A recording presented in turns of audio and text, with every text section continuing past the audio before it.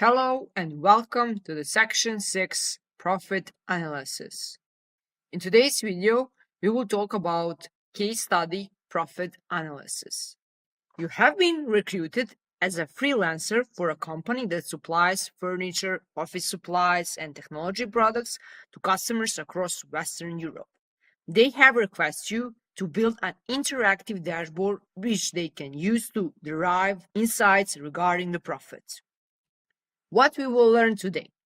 In first step, I will help you understand business problem. In the second step, I will show you how to connect dataset to Tableau 2019.1. And in the last step, I will challenge you to create and build your own first profit analysis dashboard. What we need to do.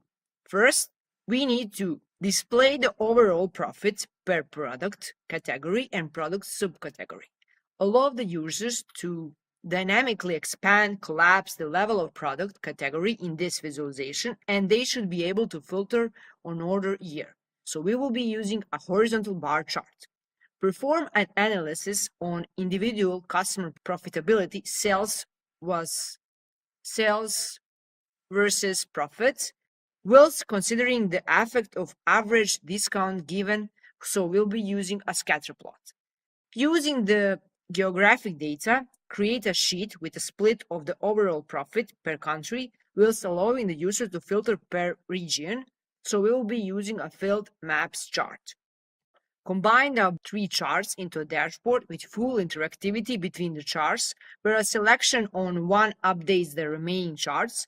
Allow for additional filtering on year and region. Also ensure that you arrange the graphs in such a way that they display clearly and that insights are easily identified. So we will use generic desktop size for designing your dashboard. As they expect a number of the stakeholders will be accessing the dashboard from their company-issued tablets, they have also requested that you ensure that the dashboard is tablet-friendly for use with iPad. I'm super excited for making this profit analysis dashboard,